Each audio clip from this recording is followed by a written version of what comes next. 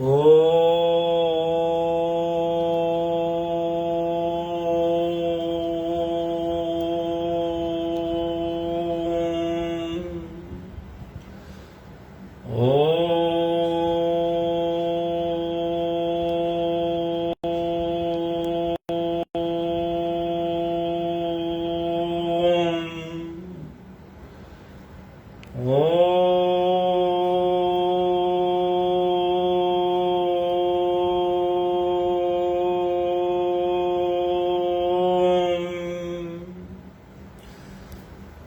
ब्रह्मा गुरु विष्णु गुरु साक्षात परमेश्वरा गुरु पार ब्रह्म स्वामी गुरुदेव महेश्वरा तुमेव माता च पिता तुमेव बंधु च सखा तुमेव विद्या च द्रवण तुमेव मम देव वंदो चरण सरोज गुरु मुद मंगलागार जैसे वतनर होते हैं भवसागर से पार गुरु जी के सिमरन मात्र से नाशत विघ्न अनंत आसे सर परम में ध्यावत है सब संत आप प्रकटे जगत में जीव का निस्तार ने शब्द नाव बनाए सुंदर जीव का को तारने नम्रता और दीनता से भेंट सदगुरु लीजिए मैं हूँ शरणागत तुम्हारो दास।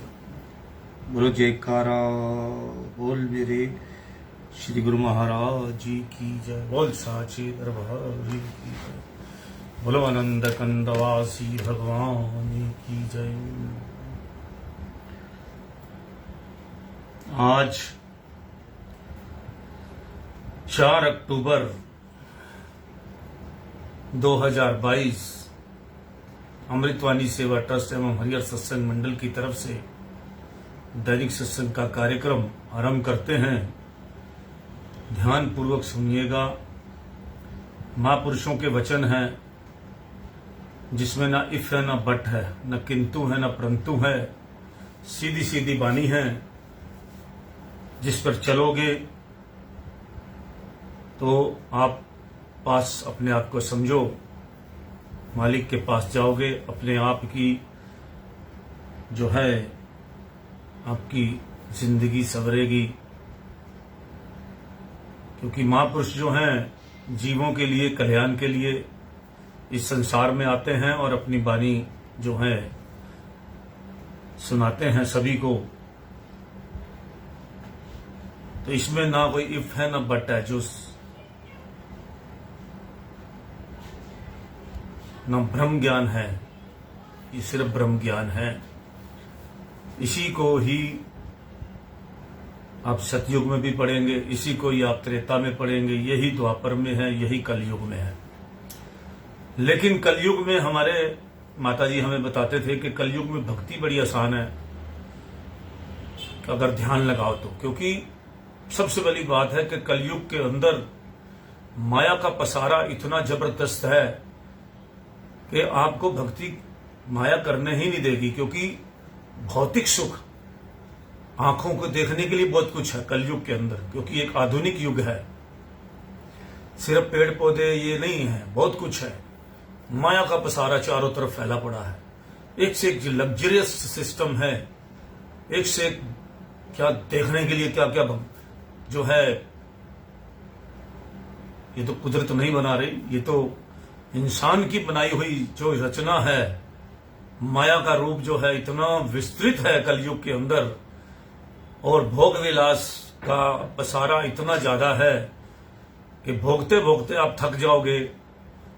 लेकिन जो भोग विलास है वो सस्ता भी बहुत है। कितना भी आप जो है इसमें शरीर खत्म हो जाएगा, लेकिन भोग विलास खत्म नहीं होने वाला। भौतिक सामानों का अंबार है, अंबार। आज आप एक चीज पसंद करने जाते हैं तो आपको उसके एक से एक बढ़िया चीज, एक से एक देखने वाली, एक से जिसको कहते हैं रिच लुक, हर आदमी जो है उसी चक्कर में घूमता है।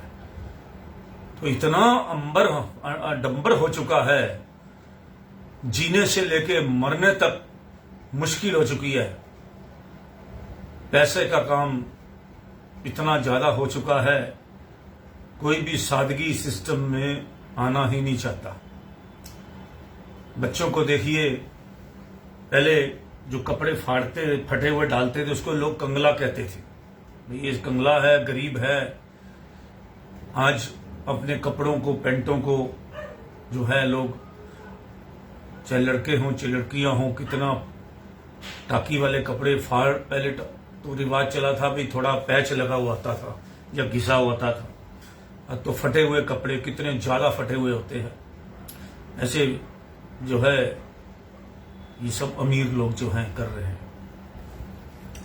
कितना माया का पसारा है चारों तरफ, कितना नशा है।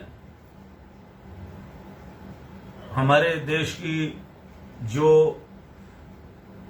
माननीय कोर्ट भी हैं, जो हमारे उन जज भी हैं, जो वो भी कंफ्यूज हैं किसकी छूट दें किसकी ना दें। आजकल के बच्चे किस तरह की छूट मांग रहे हैं। आजकल के बच्चे मांग रहे हैं छूट के हमें जितना मर्जी नशा करने दो, हमें कोई दिक्कत नहीं होनी चाहिए। हम स्मैक का करें, अफीम का करें, हीरोइन का करें, हमें नशे में पड़ने दो। आज बच्चों की मानसिकता ये हो चुकी है। कॉलेजों में हर जगह जो है नशा ही नशा। अभी मैंने खबर पढ़ी पीछे 3-4 दिन पहले आई है कि गुटखे पर भी बैन उठा दिया गया। कोई केस था गुटखा, दिल्ली सरकार ने लगा रखा था, और मैं इसका बहुत बड़ा विरोधी हूं। हर चीज पे बैन हटता जा रहा है।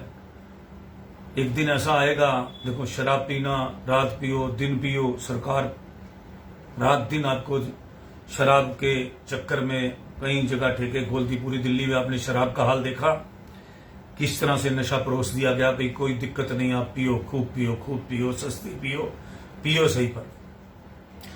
उसके बाद जी अभी इतना हीरोइन, मल्टीपल जो नशा है वो पूरी इंडिया के अंदर फैल चुका है।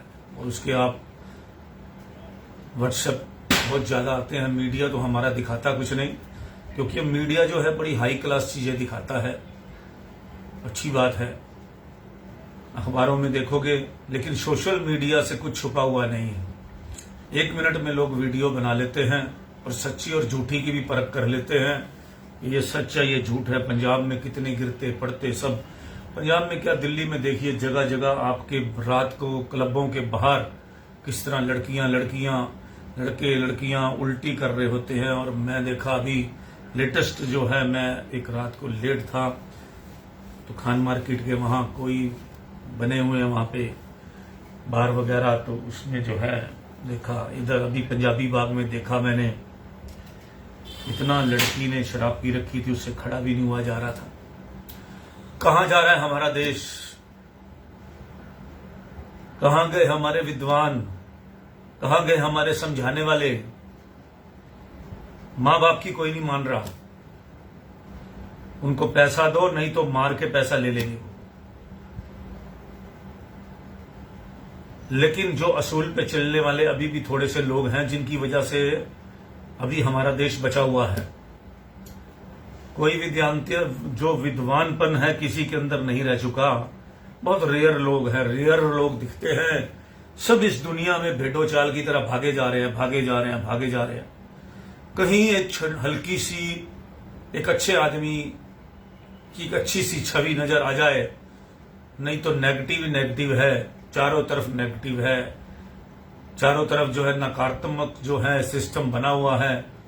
आप कहीं बैठ जाइए, लोगों की आज लोग मोबाइल पे ज्यादा लिखना क्यों पसंद करते हैं? इसीलिए बात करेंगे, कोई ना कोई वैसे बात करेगा। लोग कितना एक दूसरे इंसान से नफरत खाने लग गए हैं। नहीं तो पहले बड़ा आदमी खुश होकर फोन पे बात करता था, दुख दर्द सुनाता था। आजकल कोई किसी का दुख सुनने को तैयार ही नहीं है। क्यों? इसमें भी बड़ा राज है। लोग सुख की बात सुनाते नहीं है, दुख की बात सभी सुनाते हैं, तो लोग भी पीछे भागने लग गए सारे सिस्टम से। तो आज मैं सत्संग के अलावा ये समाज की बातें इसलिए सुना रहा हूं क्योंकि ये सारी चीजें दुखदायी हैं।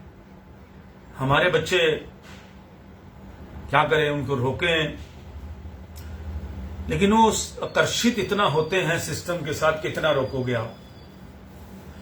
आज यहां रोकोगे, कल वहां रोकोगे, कहां रोकोगे? एक स्कूल में रोकोगे या कॉलेज में रोकोगे, या वो आगे बढ़ के रुकेगा, इस सिस्टम से कब रुकेगा, वो बुरी आदतों से कब रुकेगा। माँ बाप है, उनकी मानता कोई नहीं। संस्कार जब माँ बाप में ही नहीं, आज के टाइम में कोई अच्छी बातें पढ़ना ही नहीं चाहता। ये तो एक व्हाट्सएप का जमाना आ गया है कि हम जैसे लोगों ने कितने ग्रुप बना रखे हैं, जिसके अंदर सुबह जो है ये अमृत वचन भेजते हैं, कितने हजार आदमी को, करीब 10-15 हजार लोगों को हमारे अमृत वचन पहुंचते हैं। और हमारी कोशिश होती है कि ऐसे काम चलाओ वचन न, ऐसे ऐसे वचन भेजे जाएं जिससे क्या है, धीरे धीरे धीरे धीरे लोगों की आदत पड़ जाती है पढ़ने की, और वो जो है कहीं ना कहीं उनके दिमाग में बैठ जाता है, तो वायरस खत्म हो जाता है। सत्संग कोई सुनना नहीं चाहता, क्योंकि सत्संग करने वाले ही बहुत, विद्वानियत का सत्संग करने वाले ही बहुत कम रह गए हैं, फोटो खिंचवाने वाले ज्यादा रह गए हैं। अभी मैं एक क्रिया पे गया, किसी का उठाला था, तो वहां गया तो वहां पे 2 पंडित आए हुए थे। 1 घंटे के अंदर उन्होंने पहली क्लास का भी सत्संग नहीं किया। अगर भैया सत्संग नहीं आता तो राम का नाम जपवा दो सभी को, और कोशिश यही होनी चाहिए, गुरुद्वारे में जैसे हम जाते हैं तो कम से कम कीर्तन तो कानों में पड़ता है, और जो जाने वाली आत्मा भी खुश होती है। और जो आधे अधूरे ये पंडित हैं, ये जब कुछ भी नहीं सुना पाते, 1 घंटे तक आदमी बोर ही होता रहता है, कोई सोने लग जाता है, कोई उगने लग जाता है, जबकि उस आत्मा के प्रति सच्ची श्रद्धा होती है कि कुछ प्रभु का नाम जप लिया जाए।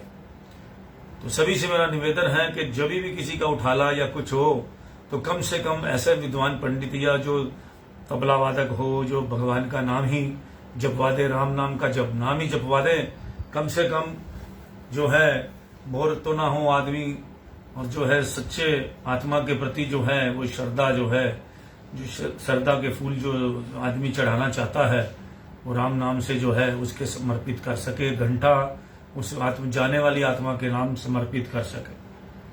तो इसीलिए जो है आधे अधूरा सिस्टम है सारा, हर चीज में हम जो है आधा अधूरा, बिना पढ़े लिखे, बिना अच्छी जो हमारे विद्वानों द्वारा सिस्टम है उसको बिना किए अपने अपने लोग अपने अपने टोटके अपने अपने स्टाइल से आ रहे हैं। तो इसमें सही और गलत क्या है, इसको चुनना बहुत मुश्किल है। अगर ना देखो तो आदमी पिछड़ता है। तो ये दौड़ शुरू हो चुकी है, दौड़ कि अच्छा चुनने की। अब आप देखते हैं गंदगी में गायें, जगह जगह गंदगी में गायें जो है मुंह मार रही होती तो वो गंदगी है, लेकिन अपने खाने का फिर भी ढूंढ लेती है। और ये संसार भी जो है इतना ही गंदा हो चुका है जितना कूड़ा घर है। विचारों के हिसाब से संसार, सुंदरता के हिसाब से तो बहुत भौतिकतावादी फैल चुकी है, लेकिन विचारों के हिसाब से, कर्मों के हिसाब से ये संसार जो है ये बहुत ही गंदगी भरा एक टोकरा हो चुका है, जिसके अंदर सही सही जो है ब्रह्म ज्ञान से बचकर, और जो है ब्रह्म ज्ञान में जो है रहना बड़ा मुश्किल काम हो गया है। जहां जाओ पैसे का, बिना पैसे कुछ काम नहीं होता, और जो है नहीं कमाओ तो तब बैठो, करोगे क्या।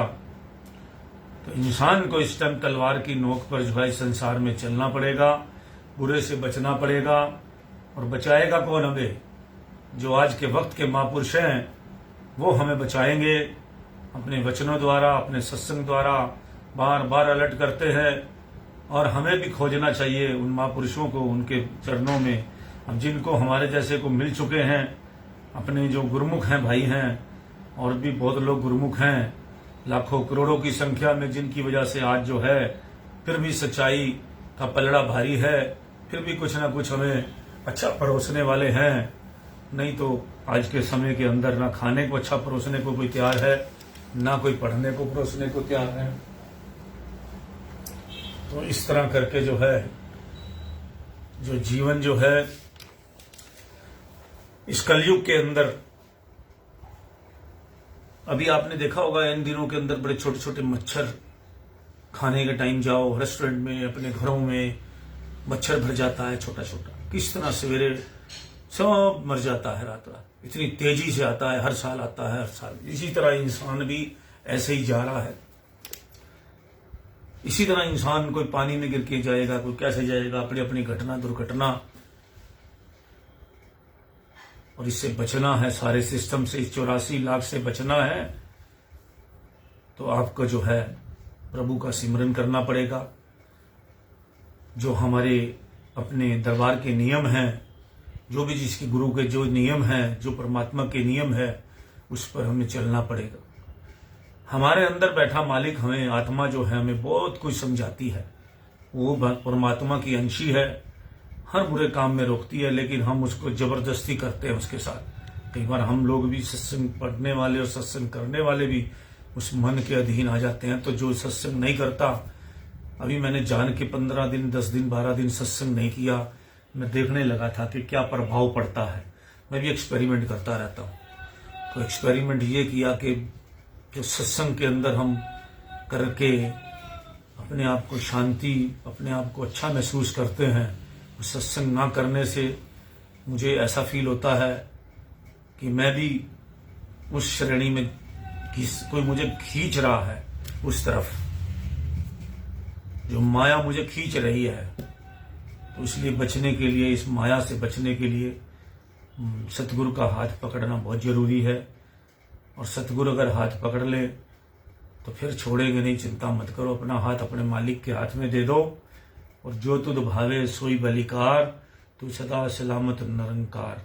अपना जो है, अपने हमारे मालिकों ने जो 5 नियम बनाए हैं, आरती, पूजा, सेवा, सिमरन, सत्संग, उस पे हमें चलते हुए जो है, ये नियम जो हैं हमें अपने परमात्मा से जोड़ कर रखते हैं।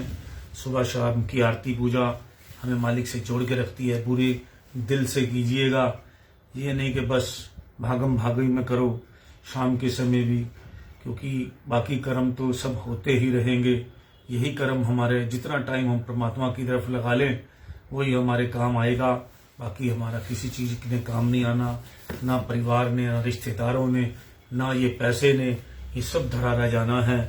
और जितना मर्जी कमा लीजिए, जो भी आप भगवान की तरफ परोपकार में लगा लेंगे, अपना समय का 10% और धन का 10% अगर प्रभु के चरणों में आप लगाते हैं तो आपका बाल बाका भी नहीं हो सकता।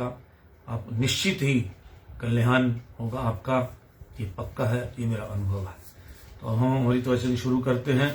जो मालिक की इच्छा होगी वो आपको सुनाएंगे। जय सच्चिदानंद, राम राम। भक्ति करने वाले का खाना पीना पहनना सब सार्थक है। जो संतों की आज्ञा का उल्लंघन करता है, उसके संसारी चाहे कितनी भी सहायता करें, परंतु वह फिर भी निसहाय है। जो अपनी सहायता स्वयं नहीं करता, अर्थात मन एवं इंद्रियों पर संयम नहीं करता, उसे बाह्य सहायता देना कलर में बीज बोना है। अगर किसी भी सहायता करना चाहते हो तो उसे परमार्थ पद पर लगाने का प्रयास करो। जहां भी रहो, जहां तक हो सके अपने सद्व्यवहार से सबको प्रसन्न रखने का यत्न करो। बुराई से घृणा करो, बुरे से नहीं।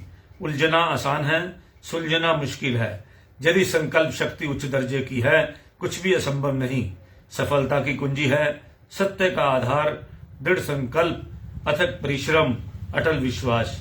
जागो, उठो, आगे बढ़ो, तब तक रुको नहीं जब तक अपने लक्ष्य को न पालो। हे प्रभु, मुझे असत्य से सत्य की ओर, अंधकार के प्रकाश की ओर, मृत्यु से अमरत्व की ओर ले जाओ।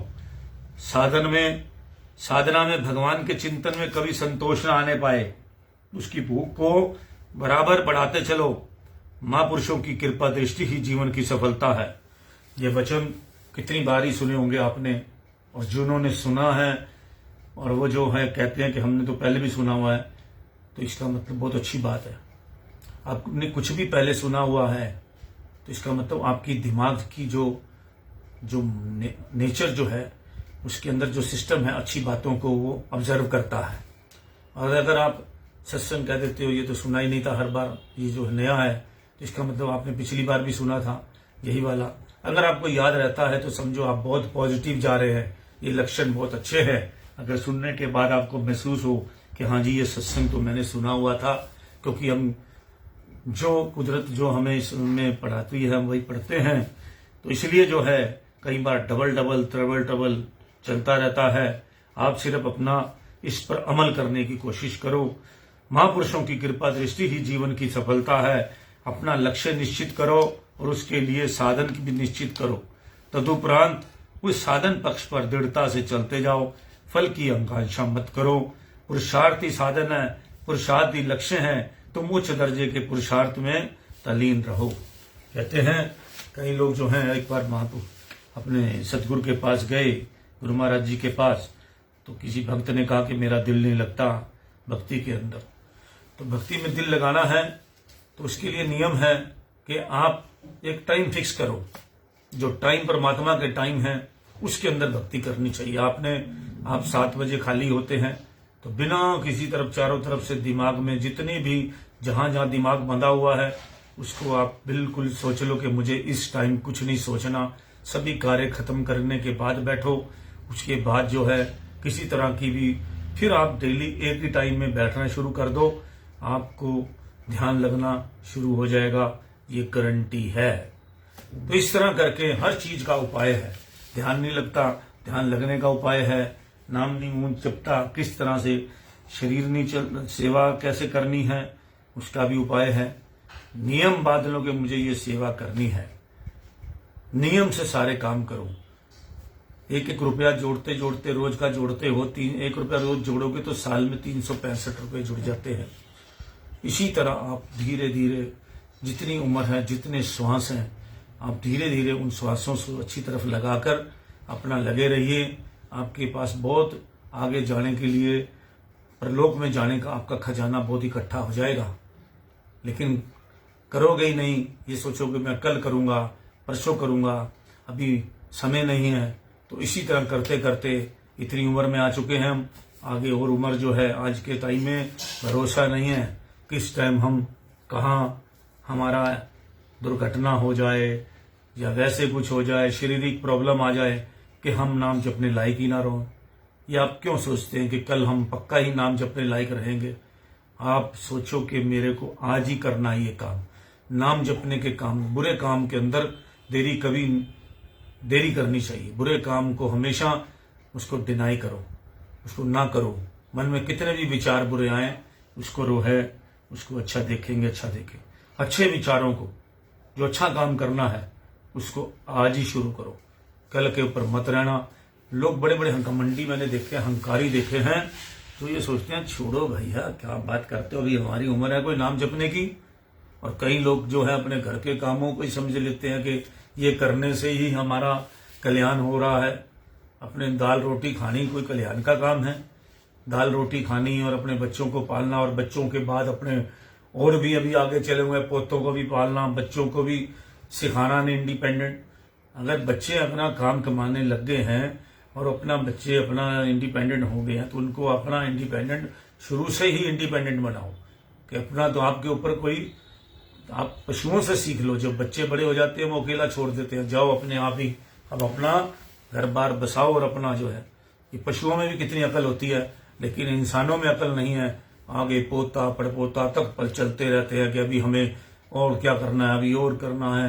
ये मोह ममता के अंदर जो है इतना सिस्टम बढ़ा लेते हैं। ओहो, ये मोह, जितनी भी ये चीजें हैं, काम क्रोध लोभ मोह अहंकार, इसका थोड़ा परसेंटेज हो कोई बात नहीं तो चल जाता है। और जो इसमें बहुत बड़े परसेंटेज उसके अंदर फंस जाता है तो सनकी हो जाता है। क्रोध करने वाला भी सनकी हो जाता है, अत्यधिक क्रोध करने वाला और अत्यधिक माया के चक्कर में फंसने वाला भी। चलो भैया, खाना पीना पहनना तो भगवान ने पहले ही कहा है, भक्ति करने वाले का खाना पीना पहनना सब सार्थक है। अच्छे ढंग से सोना, संत महापुरुष भी जो हैं वो भी थोड़ा बहुत जो है इस भौतिकता का लाभ उठाते हैं, मगर उसका लाभ उठाते हैं नाम जपाने के लिए। लोगों की जो है उनको जगह जगह जाकर जो है अगर जो है सुख प्राप्त करते हैं या अपना उसका इस्तेमाल करते हैं भौतिक सिस्टम का, तो वो भी जो है समाज को जगाने के लिए किया जाता है, ना कि उसके साथ चिपक जाओ। लोग जो हैं गाड़ियों के अंदर ये कहते हैं हो इस गाड़ी में ये होनी चाहिए, ये होनी चाहिए, पैसे की बर्बादी है।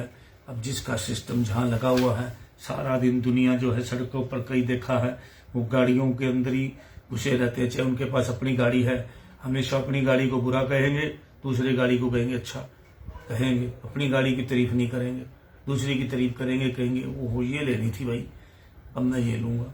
फिर उसकी किसी की सिस्टम घटता ही नहीं है। संतोष, धैर्य और संतोष, दो चीजें ऐसी हैं वही आपको बड़ा बना सकती हैं। वही सिस्टम को आप कितने लोगों की तारीफ करते हैं, ये आदमी बहुत अच्छा है, उसके अंदर अच्छी बातें हैं, उसको इम्प्लीमेशन करता है। कोई बड़ी बातें थोड़ा है, आप भी आपको अच्छा बन सकते हो। इम्प्लीमेशन करो उन बातों को, आप भी अच्छी चीजों को पढ़ो, अच्छे गुण पैदा करो, उनको अपने उसमें लाओ, तो फिर आप देखो कैसे आगे बढ़ते हो, तरक्की करते हो। दुनिया में कोई भी तरक्की करने वाला इंसान कभी भी आलस से तरक्की नहीं कर सकता।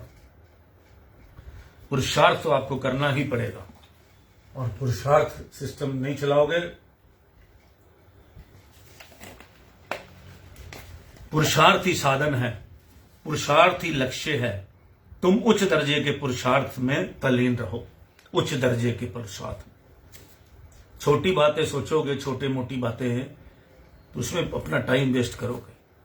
आप रिक्शा चलाते हैं, 100 रुपए कमाते हैं, अगर रिक्शा चलाने वाला कुछ ऊपर की बात सोच ले, उच्च दर्जे की बात सोच ले, मुझे पुरुषार्थ करता है, 1 घंटे के अंदर वो जो है 100 रुपया कमाता है, वो 500 कमाएगा। और ऊंची बात सोचोगे 1000 रुपया कमाएगा। और ऊंची बात सोचो 1 घंटा जो है वो, आप 1 घंटे को किसी को सलाहकार बन जाओगे, आपके पास प्रैक्टिस है। वो 1 घंटे के लोग 5000 रुपये लिखा होता है, कहीं जाते हैं डॉक्टर के पास जाते हैं, वो सिर्फ 10 मिनट चेक करने के आपके 1000 रुपये 2000 रुपये आजकल फीस होती है। कंसल्टेंट फीस जो है लिख के दवाई लेगा। ये तो आप उच्च दर्जे की बात अपना सोचेंगे, पुरुषार्थ सोचेंगे। आज कितने साधु संतों के बाद जो उच्च दर्जे के हैं उनके पास भी समय नहीं है, क्योंकि वो नीचे बात सोचना ही नहीं चाहते। आप इधर उधर की बातें करेंगे, टाइम वेस्ट करेंगे, आपके साथ कोई भी नहीं करेगा टाइम वेस्ट, क्योंकि आप जो है सोच आपकी छोटी है। अब कई लोग जो हैं जिनकी सोच ऊंची है, वो नर्सरी वाली क्लास में जाके बैठ जाएगा और वो टीचर नर्सरी में का खा खा पढ़ाने लग जाएगा, तो कैसे पढ़ेगा वो। तो इसी तरह कल करके जो है ये पढ़ाई में जिस तरह की क्लासेस होती हैं, जो कॉलेज का काम है वो कॉलेज में होगा। इसी तरह आध्यात्मिक सिस्टम है। जब आपने छोटी मोटी आध्यात्मिक काम करना हो तो चल जाता है, माँ बाप इतना सिखा देते हैं। स्टार्टिंग माँ बाप सही होते अच्छे, वो आगे फिर देखता है भगवान कि अब ये इस लेवल पे ठीक हो गया है, अब इसको सेकंड, फिर अपने आप ही कुदरत जो है उसके लिए आपके लिए वो पेश कर देती है चीज। कोई ना कोई टीचर आ जाएगा जो आपको आगे बढ़ाने वाला होगा। फिर इसी तरह 3rd क्लास में चलेंगे। इसी तरह आपका नेचर जो है, आप अगर पूर्ण सदगुरु की प्राप्ति चाहते हैं तो पहले आपको पूर्ण शिष्य भी बनना पड़ेगा। जब पूर्ण शिष्य हो जाएगा तो कुदरत अपने आप आपको ढूंढ के अपने आप अपने गले लगा लेगी। तो लेकिन आपको पुरुषार्थ तो करना ही पड़ेगा इस काम के लिए। जैसे व्यापारी मनुष्य व्यापार करते समय प्रतिदिन ये हिसाब करता है कि आज हमारा कितना माल बिका, उसमें कितना लाभ हुआ, वह व्यक्ति प्रतिदिन उन्नति की चेष्टा करता है। इसी तरह हमें भी प्रतिदिन अपनी साधना की संभाल कर लेनी चाहिए कि कल की अपेक्षा आज साधना में कितनी उन्नति हुई, यदि उन्नति नहीं हुई तो क्यों नहीं हुई, जिसको उसका कारण ढूंढना चाहिए और उसे सावधानी से दूर करना चाहिए। इस प्रकार प्रतिदिन उन्नति की चेष्टा करते रहें और यह समझते रहें कि सदगुरु का हमारे सिर पर वरद हस्त है तथा उसकी अनंत कृपा है। प्रभु हमें शक्ति दो कि हम सदा तेरी मौज में प्रसन्न रहें। प्रार्थना और मौन में महान शक्ति है, पर प्रार्थना का यह तात्पर्य नहीं है कि हम प्रभु से अपनी मांगों को पूरा कराना चाहें। वास्तव में प्रार्थना का तात्पर्य यह है कि हमारी आत्मा परमात्मा की आज्ञा और मौज के अनुकूल चलना सीखे। तो आज हमने आपको बहुत जो है, और दूसरी बात आपको एक बहुत अच्छी बात बताता हूँ, जो समाज के लिए संसार के लिए एक अनुभव वाली बात है कि कभी भी उतनी पांव पसारिए जितनी चादर होए। जितनी आपकी चादर है उसमें आप अपना जो घर का चाल चलन चल रखिए। अगर आपने ओवर करने की कोशिश की और आपके सिर पर कर्जा हो गया तो परमात्मा भी इस चीज को मना करते हैं कि भैया उतना चलो, उतना एक हिसाब से, हर चीज का एक हिसाब और बजट में चलिए, नहीं तो दुखी हो जाओगे। ये भी एक बहुत बड़ा कर्जा जो है 24 घंटे दुख का कारण बन जाएगा। तो ये जो है आज का सत्संग हम यहीं समाप्त करते हैं, मगर एक बात जो महापुरुष कह गए हैं, कलयुग केवल नाम आधारा, सिमर सिमर न उतरे पारा। इस कलयुग में जितनी भक्ति कर लोगे उसका फायदा बहुत होने वाला है। लोक भी सुधरेगा और परलोक भी सुधरेगा। और जो लोग कहते हैं कि आगे कुछ नहीं है, किसने देखा आगे, तो वो समझो उनकी बुद्धि जो है भ्रष्ट है, उनको कुछ ज्ञान ही नहीं है। हमेशा अज्ञानी आदमी से बचो, उनकी संगत से बचो। आपको लगता है कि यह अज्ञानी है, आपको पता लग जाएगा किसी से, तो संगत हमेशा अपने से ऊंचे आदमी से करनी चाहिए, जिसको थोड़ा आपको उससे कुछ सीख सके। तो इसी तरह इंसान दोस्त भी इसी को बनाए जो आपको गलत रास्ते ना लेके जाए। हमेशा जो अच्छे आप गलत काम करने लगो और वो रोके, वो आपका सच्चा दोस्त है। और जो आपको करने दे, समझो कि आपका भविष्य वो दोस्त साथ नहीं है। तो आज के टाइम में अच्छे दोस्त बहुत कम मिलते हैं, अच्छी संगत बहुत कम मिलती है। बुरी संगत के लिए हमेशा सारे बच्चे तैयार रहते हैं, सिस्टम तैयार रहता है। तो इसलिए आप चाहे आपको अकेला रहना पड़े, अपने पुस्तकों का ध्यान रखिए, अपने ज्ञान की पुस्तकें अपने पढ़ना शुरू कर दीजिए, अपने काम में ध्यान रखिए, मगन रहिए। और कुछ नहीं कर सकते, भक्ति नहीं कर सकते, तो आप अपना दान पुण्य तो कर सकते हैं, उधर ध्यान दीजिए। कुछ भी ये भी सोचो कि मुझे रोज जो है, अगर आप अपना सोच लेते हैं कि मुझे 100 रुपया जो है वो खर्चना है और 100 रुपये के अंदर बड़े लोगों को खुश करना है, तो उसका भी तरीका है। अब 100 रुपये का आप कबूतरों को, पशुओं को, पक्षियों को 100 रुपये के अंदर कितने लोगों का पेट भर सकते हैं? आप कितने लोगों को 100 रुपये का पानी पिला सकते हैं? जितना आपका बजट है, 10 रुपये में भी आप बड़े अच्छे काम कर सकते हैं। आपकी भावना कितनी अच्छी हो सकती है। आप अपने बच्चों को पुण्य करना जरूर सिखाइए, उनको नाम जपना तो सिखाइए, बैठ के सिखाइए, और उनको ये बताइए इस नाम से आपको कितनी ताकत मिलेगी। पहले आप उस ताकत को परखिए, कैसे आप नाम जपना खुद शुरू कीजिए, फिर उस नाम की ताकत देखिए कि उस नाम से कितने कष्ट, रोग दूर होते हैं। हमारा तो अनुभव है पूरा,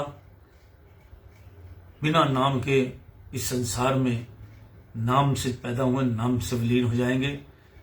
तो इसीलिए बार बार कहता हूं कि अपने हर चीज अपने बच्चों के एकांत में बिठाकर अलग से उनको समझाइए अच्छी आदतों के बारे में।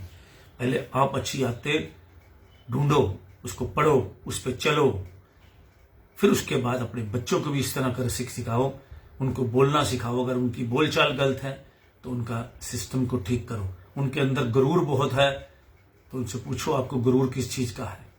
आपके बाप के पैसे का गुरूर है? आपको किस चीज का गुरूर? आपको गाड़ी का गुरूर है? ये तो क्या होता है, 1 मिनट में गाड़ी एक्सीडेंट हो गई तो कहीं खत्म, गुरूर खत्म। भैया ये सब विनाश की चीजें हैं। अपने बच्चों को ये बात समझाइए पास बैठाकर कि इन चीजों का गुरूर नहीं करना, इनका इस्तेमाल करना है और अच्छे काम के लिए इस्तेमाल करना है। तो तभी आप अपने बच्चों को, पहले खुद को समझाओ कि हमें पैसे का नुकसान नहीं करना, जहां बचते हो पैसे बचाकर फिर उसको आगे के लिए जोड़ना है। अच्छे कर्म करके उस पैसों का इस्तेमाल, किसी गरीब को खाना खिलाइए, किसी को भी कुछ कीजिए, तभी आप जो है इस सारे सिस्टम को फॉलो कर सकते हैं। और आपको कुछ आता नहीं है, आपने कभी अच्छे काम किए नहीं, अच्छे सिस्टम चले नहीं, और हमेशा एक दूरदृष्टि वाला इंसान बनिए कि कभी भी आपको पता लग जाए छूटते ही कि ये इंसान बुरा है, मेरे पास आके बैठता है, ये मुझे फंसाने आया है। अपनी नजर बहुत दूरदर्शी बनाइए, कभी भी किसी अहरे गहरे के चक्कर में मत फंसिए। आज बड़ा फ्रॉड का जमाना है, बड़ी दुनिया किस तरह के किस्से कर रही है। किसी को देने से पहले 10 बार सोचिए, नहीं तो दुश्मन बन जाएगा। लेने वाला बाद में आप मंगते बन जाएंगे।